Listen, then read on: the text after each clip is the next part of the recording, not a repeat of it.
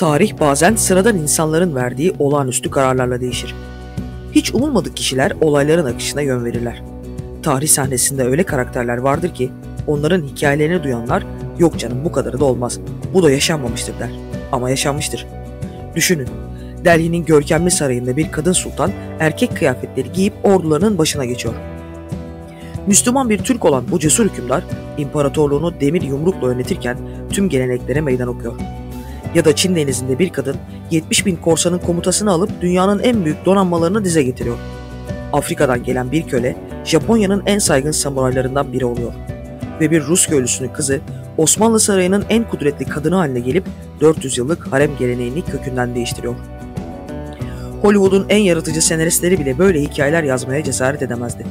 Ama bugün size anlatacağım her şey tamamen gerçek.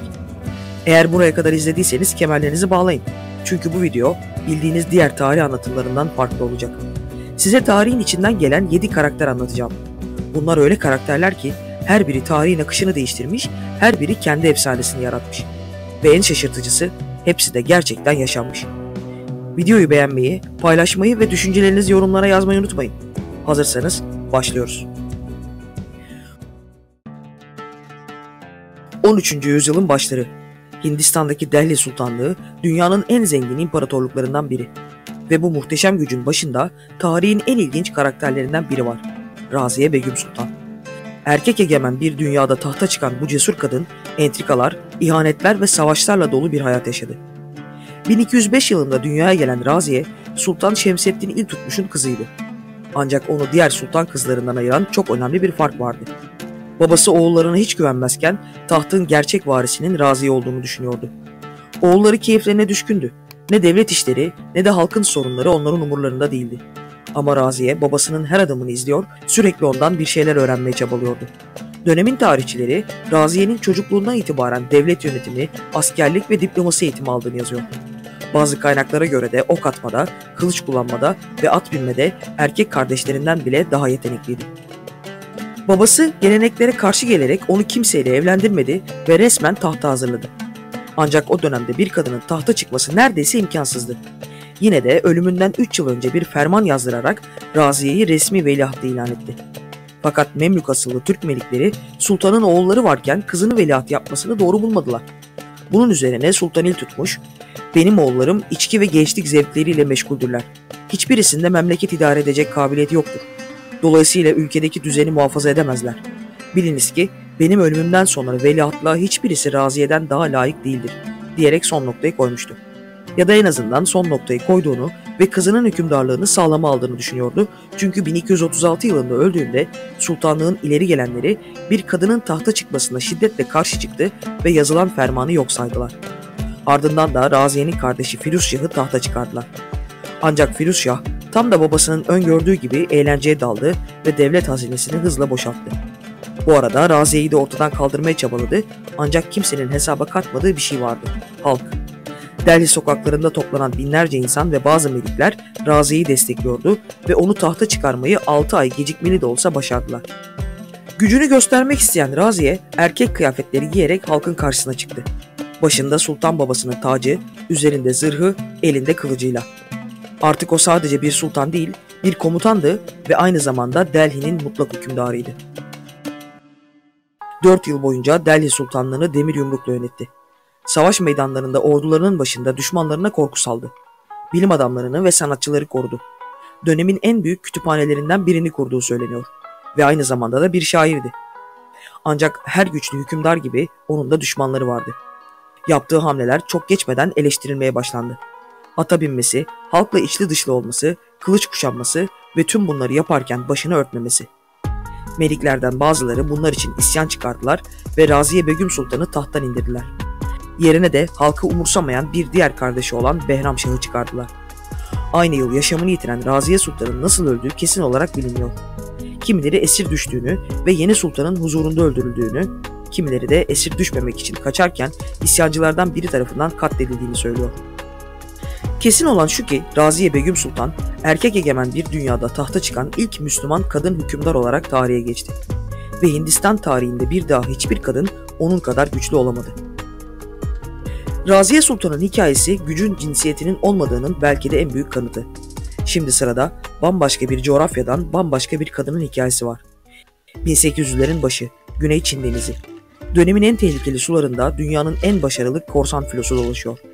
300'den fazla gemi, tam 70.000 korsan ve başlarında da bir kadın, Qin Shi. Qin Shi'nin hikayesi Çin'in güney eyaletlerinden birindeki bir genelevde başlıyor. Güzelliği ve zekasıyla ünlü bu genç kadın dönemin en güçlü korsan reisi Cheng Yi'nin dikkatini çekiyor. Ancak Qin Shi sıradan bir eş olmaya hiç niyetli değil. Yapılan evlilik teklifini kabul etmek için tek bir şartı var. Korsan filosunun yönetiminde eşit söz hakkı. Ve işte o andan itibaren Çin denizinin kaderi değişiyor. Qin Shi kısa süre içinde sadece bir korsan eşi değil, tüm filonun gerçek lideri haline geliyor. Öyle ki kocası öldüğünde kimse onun yerinin doldurulabileceğine inanmazken Qin Shi herkesi şaşırtacak yepyeni bir hamle yapıyor. Kocasının evlatlık oğlu Cheng Pao'yu kendisine eş olarak seçiyor ve tüm filonun başına geçiyor. Ve ardından korsanlık tarihinin en sıra dışı dönemini başlatıyor. Qin Shi erkeklerin dünyasında kendi kanunlarını yazıyor. Sivillere zarar verme, kadınlara el uzatma ve ganimetleri asla çalma. Yoksa mutlak cezan ölüm olur. Çin İmparatorluğu tam 3 kez donanmasını üstlerine gönderiyor. Fakat her defasında hezimete uğruyor. Portekiz ve İngiliz gemileri bile onun sularından uzak duruyor. Qin Shi artık sadece bir korsan değil, bir deniz imparatoriçesi. 1810 yılına gelindiğinde Çin İmparatorluğu onu durduramayacağını idrak ediyor ve tarihte daha önce görülmemiş bir teklifte bulunuyor. Bükemediği bileği adeta öperek genel bir af teklif ediyor. Aynı zamanda tüm servetini koruma hakkı ve oğluna da deniz kuvvetlerinde bir mevki öneriyor. Qin Shi bir kez daha zekasını konuşturuyor ve yapılan bu teklifi kabul ederek korsanlık kariyerine son veriyor. Emekli olduktan sonra ne mi yapıyor? Bir kumarhane açıp eyaletinin en zengin iş kadınlarından birine dönüşüyor ve tam 69 yaşına kadar yaşıyor. Tarihin gördüğü en başarılı korsan açık denizlerdeki bir savaşta değil, yatağında ve huzur içinde ölüyor. Qin Shi en büyük zaferin savaş meydanında değil, anlaşma masasında kazanılacağını ispatlıyor. Ve şimdi sırada uzak diyarlardan gelen bir adamın inanılmaz hikayesi var. Afrika'dan Japonya'ya uzanan destansı bir yolculuk. Karşınızda ilk siyahi samuray Yasuke. 1579 yılı, Japonya'nın Kyoto şehri. Sokaklarda olağanüstü bir kalabalık var. Binlerce insan daha önce hiç karşılaşmadıkları birini görmek için adeta birbirlerini eziyor. Portekizli misyonerlerle birlikte adaya gelen bu adam muhtemelen Mozambik'ten köle olarak getirilen bir Afrikalıydı. Boyu neredeyse 2 metre, teni gece kadar siyahtı. Ama onu tarihe geçiren şey ne ten rengi ne de fiziksel gücüydü. O imkansızı başaracak ve dünyanın en kapalı toplumunda kendisine yer edinerek en saygın savaşçı sınıfına yükselecekti. Japonya'nın en güçlü savaş lordu Oda Nobunaga, Yasuke'yi görür görmez ona hayran kalıyor. Bazı kaynaklara göre Nobunaga ilk başta onun teninin gerçekten siyah olduğunu inanmıyor ve defalarca yıkatıyor. Ama asıl şaşkınlığı zaman geçip de Yasuke Japonca konuşmaya ve samuray geleneklerini öğrenmeye başladığında yaşıyor. Yasuke içinde bulunduğu kültüre tamamen adapte oluyor ve kısa sürede Nobunaga'nın en güvendiği adamlarından biri haline geliyor. Ona bir samuray kılıcı veriliyor ve lordun özel muhafızı yapılıyor. Üstelik Nobunaga'nın sofrasında yemek yeme ayrıcalığı tanınıyor ki bu içinde bulunduğu topraklarda bir yabancı için daha önce görülmemiş bir şey. Ancak 1582 yılına gelindiğinde her şey alt üst oluyor. Nobunaga'ya karşı kendi generali tarafından bir darbe gerçekleştiriliyor. Honji tapınağında kuşatılan Nobunaga burada öldürülüyor. Yasuke ise son ana kadar savaşıyor ama esir düşüyor. İsyancıların lideri Akechi Mitsui de onu öldürmek yerine ilginç bir karar veriyor ve savaşçılığına hayran olduğunu söyleyerek onu serbest bırakıyor. Yasuke'nin bundan sonraki hayatı hakkında kesin bilgi yok. Bazı kaynaklara göre Portekizli misyonerlere katılıyor, bazılarına göre ise Japonya'da kalıp bir Ronin olarak yaşıyor. Ama onun hikayesi sınırların, önyargıların ve imkansızın ne anlama geldiğini yeniden düşünmemizi sağlıyor. Ve şimdi sırada bilimin karanlık çağında ışık olan bir kadının hikayesi var. İskenderiye, 4. yüzyıl. Antik dünyanın en büyük kütüphanesi hala ayakta. Ve bu muhteşem bilim merkezinin en parlak yıldızı bir kadın, Hypatia. Matematikçi, astronom, filozof. Döneminin en saygın bilim insanı. Öyle ki dünyanın dört bir yanından öğrenciler onu dinlemek için İskenderiye'ye geliyor. Ama Hypatia'yı diğer filozoflardan ayıran çok önemli bir özelliği var. O sadece teorilerle değil, pratik icatlarla da ilgileniyor. Usturlabı geliştiriyor, hidrometre icat ediyor, düz geometrinin temellerini atıyor. Öğrencilerine hiçbir şeyi sorgulamadan kabul etmeyin diyor. Bu dönemde böyle düşünen bir kadının varlığı bile başlı başına bir devrim. Ama İskenderiye değişiyor. Sokaklar artık bilim insanlarıyla değil, dini fanatiklerle dolu. Haypatya'nın pagan felsefesi ve bilimsel yaklaşımı yükselen yeni güçlerin hiç hoşuna gitmiyor. Üstelik şehrin Romalı valisi Orestes'in en yakın danışmanı olması onu tehlikeli bir hedef haline getiriyor. Yüzyıllar boyunca toplumun önüne geçen ve kendine bir yer edinen kadınları gözden düşürmek için başvurulan klasik yönteme başvuruluyor ve vali Orestes'le Haypatya'nın yasak bir aşk yaşadığı yalanı halka anlatılıyor. Böylece Haypatya, halkın ve öğrencilerinin gözünden düşürülmeye çalışılıyor. İskenderiye Patriği Kiril de bu organizasyonun başını çekiyor. Böylece 415 yılının Mart ayında bir grup Kıpti fanatik Haypatya'nın arabasını durduruyor. Onu kilisenin avlusuna sürüklüyorlar. İskenderiye'nin ve çağının en parlak zekası Haypatya burada en acımasız şekilde taşlanarak katlediliyor. Haypatya'nın ölümü sadece bir cinayetten ibaret değil. Bu olay antik dünyanın sonunun da başlangıcı. Onun ölümünden sonra İskenderiye Kütüphanesi'nin kaderi de değişiyor. Bilimin ve felsefenin merkezi olan bu şehir yavaş yavaş karanlığa gömülüyor. Neredeyse 1000 yıl sonra Rönesans'a damga vuran isimlerden biri olan Raffaello, Atina Okulu isimli ünlü tablosunda Haypatya'yı da resmetti.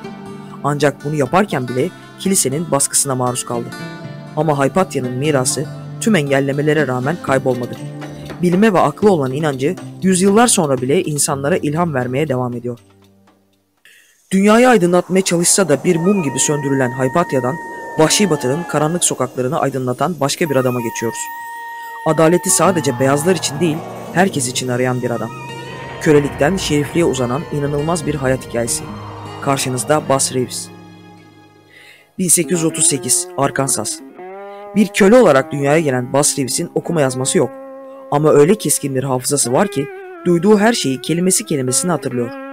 Bu yeteneği binlerce suçlunun korkulu rüyası olacak.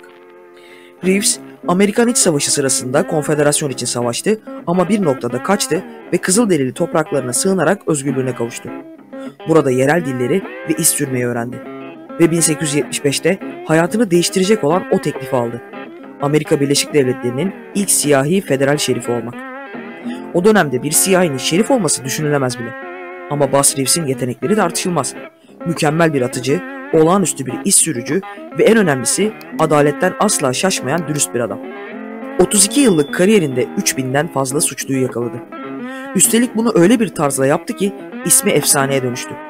Birçok uzmana göre de ünlü maskeli süvari karakteri kendisinden esinlenilerek yaratıldı. En çarpıcı özelliği ise dürüstlüğüydü. Öyle ki kendi öz oğlu bir cinayet işlediğinde onu tutuklamak için bizzat yola çıktı. Kanun kanundur dedi. Kimse için istisna yapılamaz. Görev yaptığı 32 yıl boyunca tek bir suçluyu bile elinden kaçırmadı. Üstelik o dönemde çoğu şerifin öldürüldüğü bir bölgede sadece 2 kez yaralandı. Nasıl mı? Zekice bir yöntem geliştirdi ve kılık değiştirmeye başladı. Bazen yaşlı bir gezgin, bazen bir Meksikalı kılığında suçluların yanına kadar sokuldu. 1910 yılında emekli olduğunda geride öyle bir miras bıraktı ki artık hiç kimse bir siyahinin şerif olamayacağını söyleyemedi. Ve şimdi sırada cesareti ve zekasıyla Nazi Almanyası'nı dize getiren bir kadının hikayesi var. Karşınızda topallayan Lady lakaplı Virginia Hall. Baltimore'lu varlıklı bir ailenin kızı olarak dünyaya gelen Virginia'nın tek hayali diplomat olmaktı. Bu hayalini gerçekleştirdi.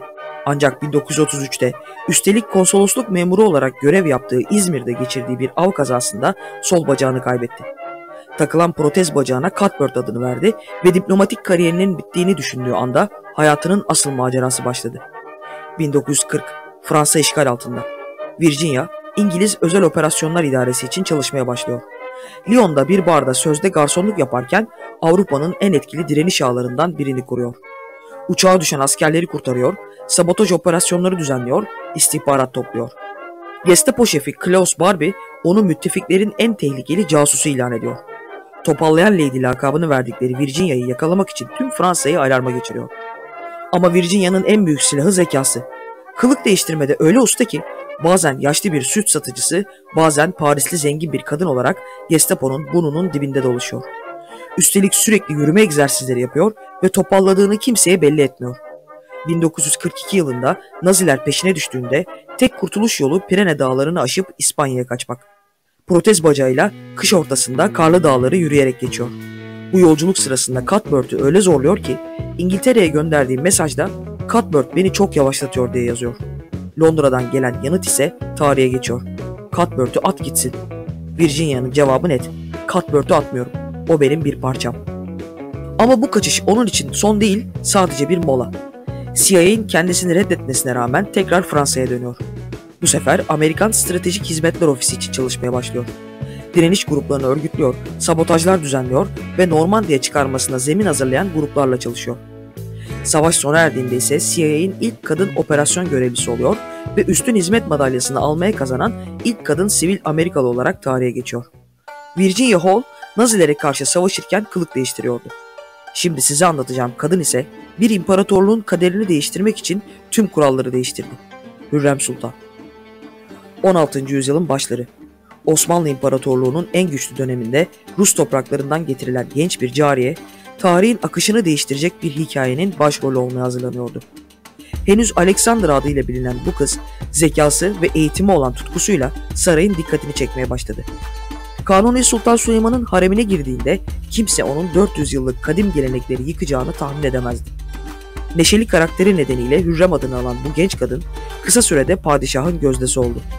Ama o sadece bir gözde ya da hasekiden çok daha fazlası olmaya kararlıydı. Azmi, yeteneği ve her şeyden önce aşkıyla Osmanlı tarihinde bir ilki başardı ve Kanuni'nin yasal işi oldu. Üstelik Sultan Süleyman ona öyle güveniyordu ki sefere çıktığında devlet işlerini danışmak için mektuplar yazıyordu. Hürrem yıllar içinde bu gücünü kullanarak kendi çocuklarının tahta çıkması için entrikalar çevirdi ve rakiplerini bertaraf etti. Öyle ki Avrupa sarayları artık İstanbul'a elçi gönderirken Hürrem Sultan için de hediyeler ve mektuplar yolluyordu. Tıpkı bir First Lady gibi. 1558 yılında öldüğünde geride sadece bir aşk hikayesi değil, değişen bir imparatorluk düzeni bıraktı. Artık hiçbir şey eskisi gibi olmayacaktı. Osmanlı İmparatorluğu'nun en güçlü kadını olarak tarihe geçti. Hürrem Sultan'ın hikayesi, zeka ve kararlılığın en katı kuralları bile nasıl değiştirebileceğinin kanıtıydı. Tarih çoğu zaman gücü elinde tutanların kararlarıyla değişir. Ama bazen de kimsenin beklemediği sıradan insanlar çıkar ve tüm kuralları yeniden yazar. Bir köle düşünün, imkansızı başararak dönemin en başarılı kanun adamı oluyor. Bir kadın düşünün, tek bacağıyla Nazi Almanyası'nı dize getiriyor. Bir Rus kızı düşünün, Cihan İmparatorluğu'nun kaderini değiştiriyor. İşte bu yüzden yıllar sonra bile hikayeleri hatırlanmaya devam ediyor. Çünkü onlar gerçek gücün ne doğduğumuz yerde, ne ten rengimizde, ne de toplumun bize biçtiği rolde olmadığını gösterdi. Gerçek güç, imkansıza meydan okuma cesaretinde. Kim bilir, belki de yarının tarih kitaplarında yerini alacak yeni bir kahraman şu anda bu videoyu izliyordur. Bir bölümün daha sonuna geldik. Umarım hoşunuza gitmiştir. Videoyu beğenmeyi, paylaşmayı ve yorum yapmayı unutmayın. Eğer bizi daha fazla desteklemek isterseniz abone olabilir, katıl üyeliklerine göz atabilirsiniz. Hoşça kalın.